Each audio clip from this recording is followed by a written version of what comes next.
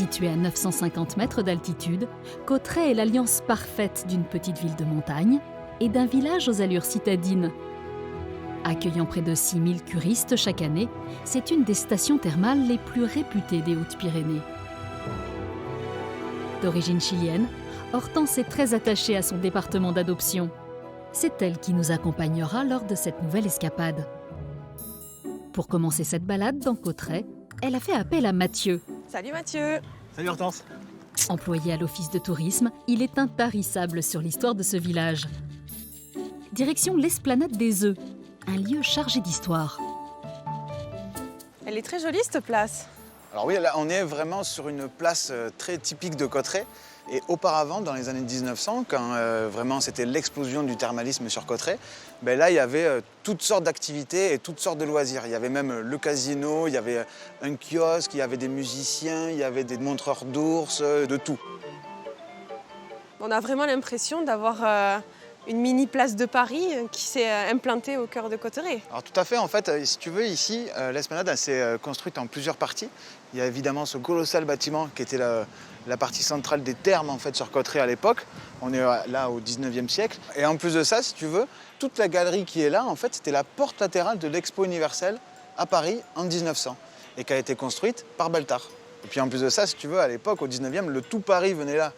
Il venait ici en villégiature, à la fois pour profiter des eaux de Cauterets, puisque c'était vraiment la cité thermale de prédilection à l'époque. Et d'ailleurs, des actrices célèbres de l'époque, comme Sarah Bernhardt, venaient ici profiter des eaux, mais aussi de la montagne. L'histoire et le développement de Cauterets sont étroitement liés à la richesse des sources d'eau qui ont fait sa renommée. Construit en 1844, l'édifice où nous emmène Mathieu témoigne de cet âge d'or du thermalisme. On vient de quitter l'Esplanade qui me faisait penser à Paris pour arriver à Rome. Alors tout à fait, tu as raison. C'est vrai qu'entre les colonnes et l'œilleton en haut, ça fait tout à fait penser à un temple romain. Mais malgré son nom, en fait, César n'est jamais venu ici. Mais par contre, ici, c'est le centre néotherme. Et puis juste à côté de nous ici, on a l'autre centre qui est historique, qui maintenant est un spa thermal. Mais avant, en fait, c'était le pavillon des enfants. Donc en fait, il y avait une spécialité aussi sur Cauterets qui était de soigner les enfants. Et du coup, pourquoi les curistes viennent principalement à Cauterets ? D'abord parce que c'est beau, évidemment, on est au milieu de la montagne. Et puis en plus de ça, c'est reconnu depuis vraiment très longtemps, puisque les Romains venaient déjà ici. D'ailleurs, les sources historiques sont juste au-dessus des thermes de César. Et donc du coup, ce thermalisme s'est développé énormément, et la qualité de l'eau, et ça a permis d'accueillir énormément de monde sur Cauterets, quoi. À la fin du 19e siècle, Cauterets attire des curistes toujours plus nombreux. À cette époque, c'est un tramway électrique qui les transporte jusqu'au centre du village, avec pour terminus un édifice unique en son genre. Alors Hortense, écoute, on est à la gare de Cauterets, c'est un monument historique, classé depuis 1981. C'est un bâtiment qui fait quand même 50 mètres de long. Puis c'est vrai qu'il a une architecture un petit peu particulière. Alors d'après toi, on est un peu dans quel univers là? Univers western. C'est exactement ça, sauf qu'en fait, ça a été fait à Bordeaux. D'accord. Et du coup, ils l'ont construite là-bas, ils l'ont démontée et ils l'ont remontée entièrement ici. Et tout ça en 1 mois et demi. C'est-à-dire que c'était vraiment un défi pour l'époque, puisqu'on est quand même en 1898. Donc c'est quand même assez phénoménal de faire ce type de structure. Ambiance Far West, belle époque, ou terme romain, il existe forcément un style architectural qui saura vous séduire lors de votre prochain passage à Cauterets.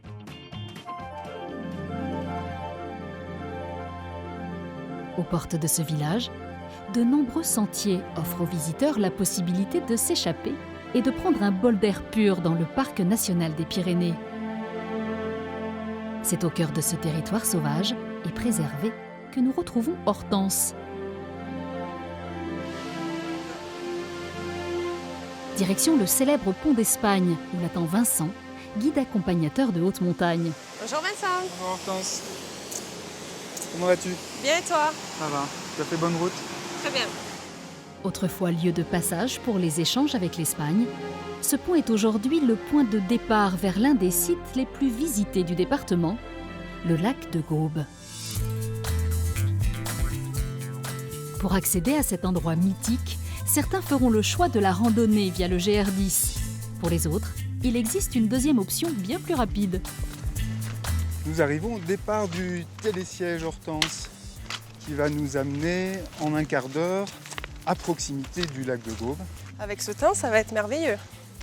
Hop. Oh, yeah. Merci.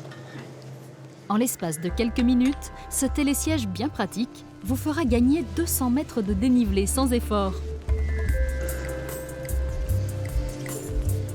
Ainsi, le temps d'une ascension, vous aurez tout le loisir de profiter du joli panorama qu'offrent les vallées environnantes.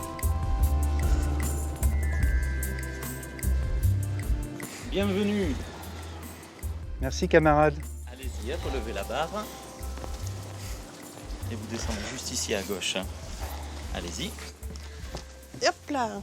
Bon, pour le lac de Gaube, c'est facile, il faut suivre la flèche là. Hortense et Vincent vont devoir marcher 20 petites minutes avant d'arriver à destination. Une balade bucolique à l'ombre de sapins centenaires. Alors, tu vois Hortense, ici, on voit les arbres couverts de filaments verts. Ils sont partout autour de nous. Et effectivement, on en voit partout. Ça, c'est une espèce particulière de lichen. Donc le lichen, mi-algue, mi-champignon. D'accord. Et celle-ci est un excellent marqueur de la bonne santé de l'air, de l'absence quasi totale de pollution atmosphérique. C'est bien connu, partir à la montagne, c'est prendre un grand bol d'air pur. Mais ne nous arrêtons pas en si bon chemin, car quelques centaines de mètres à peine nous séparent du splendide lac de Gaube, niché au cœur de sa vallée glaciaire. En toile de fond, le Vignemale, plus haut sommet des Pyrénées françaises. Ouais, c'est vraiment joli. C'est sublime. Ces couleurs. Avec un petit vent qui agite l'eau en surface et le soleil qui scintille sur les vaguelettes. Oh là là. C'est vraiment trop beau. Situé à 1725 mètres d'altitude, le lac de Gaube est sans aucun doute l'un des plus beaux lacs pyrénéens. Avec ses 2 km de berge et sa surface de plus de 19 hectares, il doit sa renommée à sa magnifique étendue d'eau couleur turquoise. Alors ce qui surprend en tout premier lieu, c'est la couleur du lac. Ah oui, c'est splendide. Et ça, c'est lié à la qualité des eaux de montagne, hein, qui sont très peu chargées en sédiments et qui sont assez transparentes. Et donc l'eau du lac de Gaube provient en partie du glacier? En partie, mais pas seulement. C'est des eaux de source, c'est des eaux de ruissellement de surface après les pluies, et c'est de l'eau de fonte des glaciers qui restent sur la face nord du Vignemale. Mais ce qui est intéressant, c'est que c'est un lac glaciaire assez bas en altitude. Et le fait que ce soit un lac glaciaire assez bas fait que tout le long du 19e siècle, le lac de Gaube a été une des excursions majeures pour les gens venus prendre les eaux à Cauterets. On pouvait trouver ici des dames en robe à crinoline, des messieurs en redingote, qui arrivaient ici à proximité d'une petite cabane de pêcheurs et ils faisaient griller les truites là au bord du lac pour les satisfaire. Si au XIXe siècle, le lac de Gaube fait partie des grandes destinations à la mode, de nos jours, ces paysages fascinent toujours autant les milliers de visiteurs qui s'y rendent chaque année. Moi, j'invite vraiment tout le monde à venir sur ce lieu magique, mais accompagné, bien sûr. Et oui, Vincent, ce ne sont pas les guides qui manquent ici. Grâce à eux, vous aurez la chance de découvrir en toute sécurité le lac de Gaube, un lieu magique qui vaut définitivement le détour.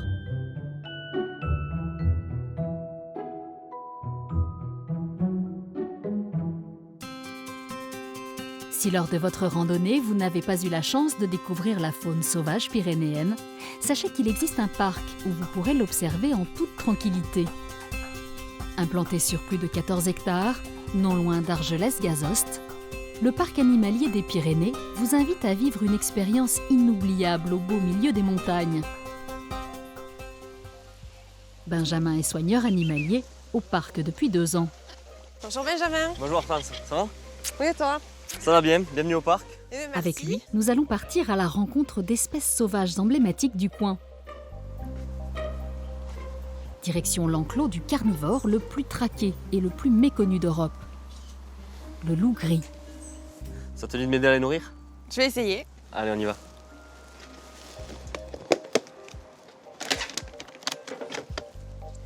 Hop, tu peux lui jeter un morceau de viande. Allez, j'enchaîne. Ouf, Yes. Il va venir, regarde. Trouvé. on les sent quand même encore un peu craintifs. C'est des animaux très craintifs. Le loup gris, ça fait partie des animaux les plus craintifs qu'on ait ici en Europe. On est à l'opposé du grand méchant loup. C'est des dizaines et des dizaines d'années de persécution, de chasse. Et donc c'est un animal qui a compris que l'être humain, c'était nocif pour lui. Et on en trouve encore des loups gris dans les Hautes-Pyrénées? Alors le loup gris dans les Hautes-Pyrénées, il arrive de manière naturelle depuis maintenant 2-3 ans. Donc c'est une bonne chose que le loup revienne. On appelle le docteur des animaux, il va toujours chasser les animaux qui sont malades, les animaux qui sont vieillissants, les animaux blessés. Et du coup, le retour des grands prédateurs sur notre territoire est primordial pour réguler les espèces d'ongulés sauvages qui sont aujourd'hui dans beaucoup de départements en nombre excessif, le sanglier et le chevreuil notamment. À nous, êtres humains, de trouver des solutions pour continuer à vivre avec ces animaux-là. Depuis sa création, ce parc animalier s'est donné pour mission de sensibiliser le public à la sauvegarde des animaux menacés, notamment dans les Pyrénées. Il accueille ainsi une centaine d'espèces telles que l'ours brun, le lynx, mais aussi le gypaète barbu, le grand vautour fauve et même le bouquetin ibérique, éradiqué par les chasseurs au siècle dernier. Mais le bouquetin ibérique, je croyais qu'il n'en restait plus dans les Pyrénées. Ça a mis plus de 30 ans à peu près, mais on a réussi à réintroduire le bouquetin ibérique dans les Pyrénées côté français.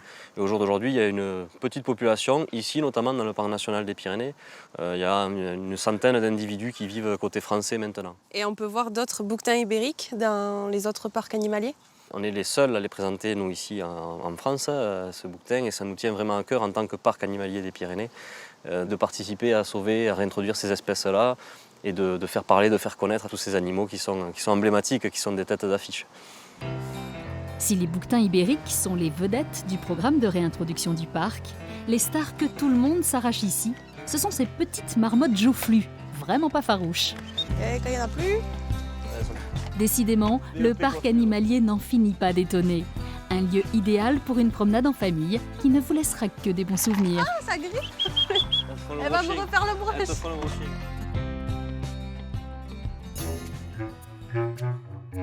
En poussant votre visite à 20 km plus au nord, vous tomberez forcément sur cette manufacture située à Esquies-Serres.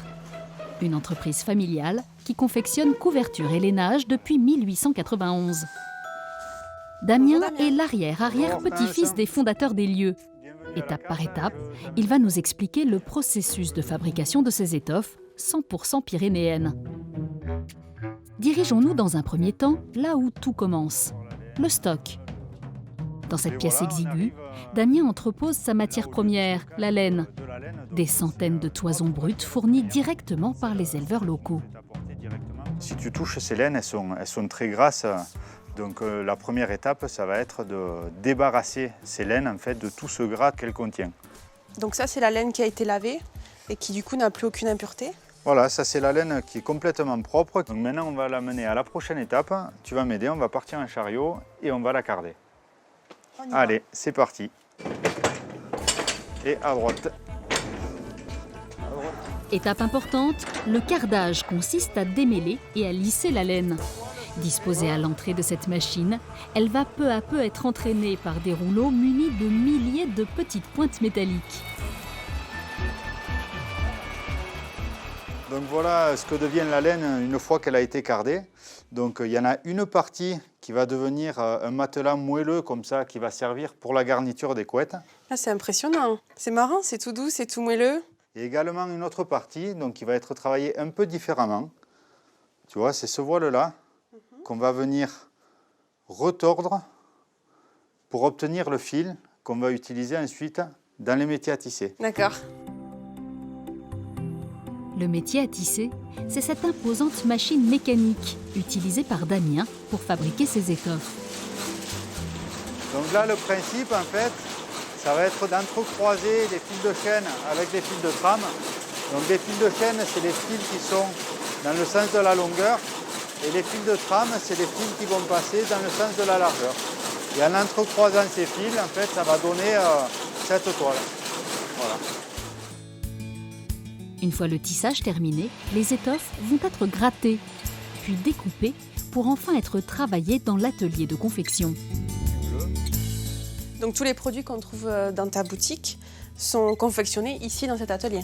Donc là, je peux te garantir que 100% des produits vont passer entre les mains des couturières et passent par cet atelier. C'est une entreprise familiale, on est la 5e génération et nos parents ont su nous apporter et nous transmettre vraiment ce flambeau et cette passion qui maintenant font la force de l'entreprise à l'heure actuelle. Depuis sa création il y a 126 ans, le savoir-faire de cette famille n'a jamais failli. Si vous souhaitez en savoir un peu plus sur ce travail 100% artisanal, Damien et son équipe vous ouvrent grand les portes de leur atelier toute l'année. La prochaine étape de votre périple pyrénéen se situe à seulement 15 petits kilomètres de la manufacture. Implantée sur son promontoire au-dessus de la vallée des Gaves, voici la jolie petite commune de Saint-Savin. À l'intérieur de cette imposante demeure qui donne sur la place du village, vous trouverez l'une des tables gastronomiques les plus réputées du département. C'est ici que travaille Jean-Pierre, le maître cuisinier des lieux. Ce chef passionné aime célébrer son terroir au travers de ses plats. Bonjour Jean-Pierre. T'as passé une bonne matinée, ça a Oui, été très bien. Eh bien, il faut que tu sois en forme parce qu'on a du boulot là. Au programme cet après-midi pour Hortense, petit cours de cuisine autour d'un plat emblématique, la garbure. Donc la garbure, c'est un plat très rustique. C'est un plat convivial avec des produits de cette belle région. Le haricot tarbé, Ouais. le chou, les navets, des carottes, du céleri, un peu de thym, des coins de jambon et des crosses de jambon. Ensuite, le noir de Bigorre, indispensable aussi. Ce que tu vas pouvoir faire peut-être d'abord, c'est commencer à éplucher les carottes. Les carottes. C'est important Jean-Pierre d'avoir des produits locaux comme ça pour ta garbure? C'est très très important. J'ai souvent cette image, un cuisinier c'est un paysan qui a mal tourné. Il doit être le VRP de sa région et mettre en avant toutes les productions de sa région. Donc moi, si tu veux, je milite depuis des années et des années dans ce domaine. Je suis connu pour ça.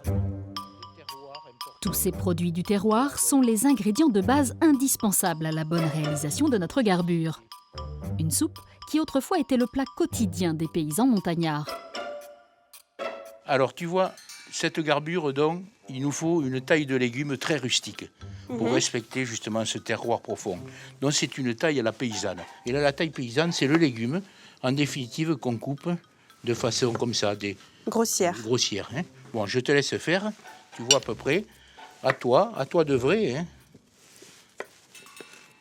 Voilà, très très bien. Qu'est-ce que tu veux de mieux? Si la garbure est une recette accessible aux cuisiniers les moins expérimentés, le secret de sa réussite réside dans quelques petites astuces que va nous révéler Jean-Pierre.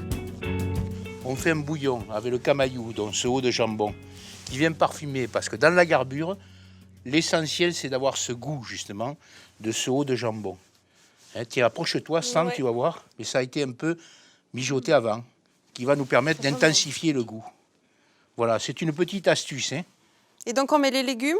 Alors les légumes, on va les faire revenir avec un peu de graisse de canard. À consommer avec modération, bien sûr. Mais là, en l'occurrence, celle-ci est indispensable pour apporter de la saveur à nos ingrédients. Allez, vas-y. Voilà, on va mouiller avec le bouillon qu'on a préparé, dont je te parlais tout à l'heure. D'accord. Voilà. Alors on y va. On va pas tout mettre? Si. Si? Donc ça, tu vois, c'est la garbure classique, rustique de Bigorre. Mais il y avait aussi des variantes. Lorsqu'on voulait un peu enjoliver le plat, pour un côté plus festif, on ajoutait du confit. Tu vas me le passer. Confit qui peut être de canard, comme celui-ci, ou du confit d'oie, ou voire du confit de porc aussi. Voilà, très bien. Bon, alors maintenant, on a tous les éléments et on va faire une prière pour que ce soit bon. Et puis c'est tout. Eh bien allez. Il n'y a pas de raison, Non. C'est parti pour 3 heures de cuisson minimum pour notre garbure royale. Et oui, car plus votre garbure mijotera, meilleur sera son goût. Ah, la dégustation. C'est un plat rustique, mais quand même qui a de la gueule quoi, dans l'assiette. Ah oui, ça c'est Ça sûr. donne envie de goûter. Quoi. Ouais. Alors, on y va? Il y a vraiment une teneur puissante en légumes. Hein. C'est super bon. J'en ai déjà mangé des garbures, mais alors celle-là, c'est peut-être parce que c'est moi qui l'ai fait avec toi. C'est certain, c'est certain. En tout cas, je me régale là. Bon, à la bonne heure. Oui.